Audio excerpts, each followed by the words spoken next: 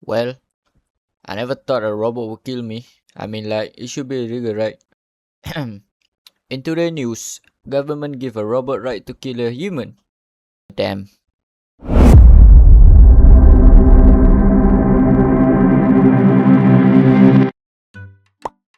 Hello there.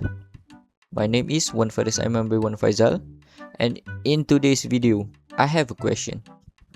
Should we give a robot the right to kill? Okay, picture this. What if a jet hover over a town, no pilot, no soldier, just a flying robot with a missile and a to-do list? It scans the area, runs some math, and decides, yeah, that guy is done.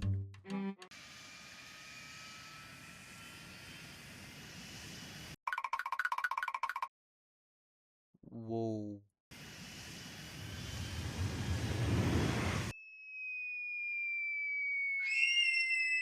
This isn't a Black Mirror, this is real.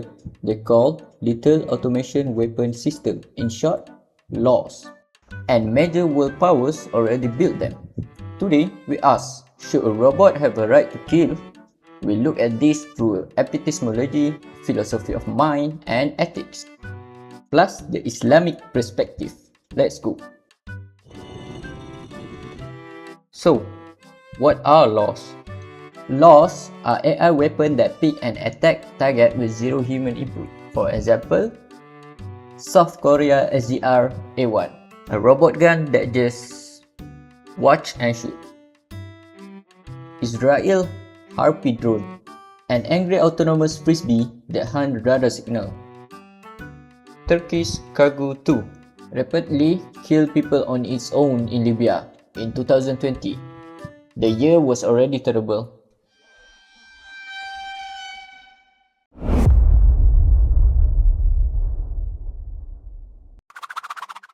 Does the robot actually know anything? What do we know? How sure are we? Let's try ask this robot that I found behind the warehouse. Hey Robo, how do you know if that's an enemy? 87.3% confidence. Engaging. That's not knowledge. That's a very confident guess. AI system can be fooled by lightning, angles, or someone just holding the wrong object. A farmer with a shovel could become a statistic. Real knowledge requires understanding and judgment. A machine has neither. Basing life or death decision on pattern matching is, philosophically speaking, a terrible idea. What's up, big shorty?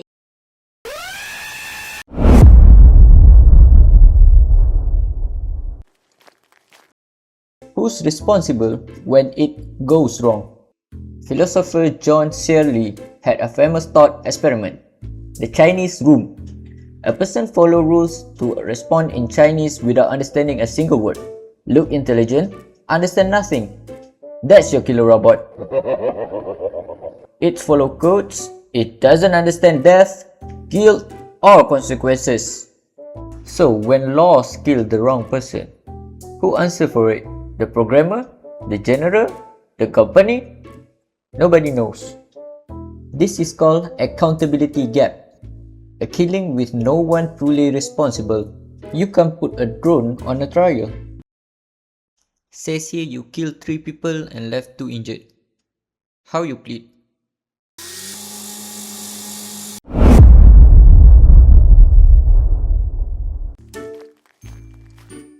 Just what theory says. War is only ethical if it meets 3 conditions.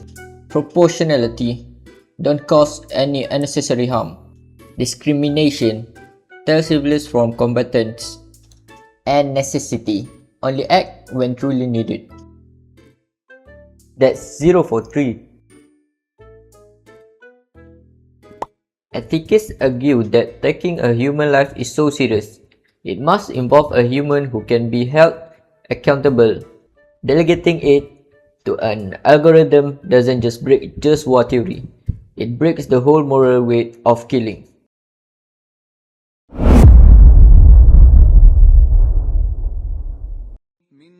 لذلك كتبنا على بني إسرائيل أنه من قتل نفسا بغير نفس أو فساد في الأرض فكأنما قتل الناس جميعا ومن أحياها فكأنما أحيا الناس جميعا ولقد جاءتهم رسلنا بالبينات ثم إن كثيرا منهم بعد ذلك في الأرض لمسرفون. Islam is pretty clear on this, as Al-Ma'idah verse 32 says, "Killing one innocent soul is like killing all of humanity." And 87% confidence AI does not meet the standard.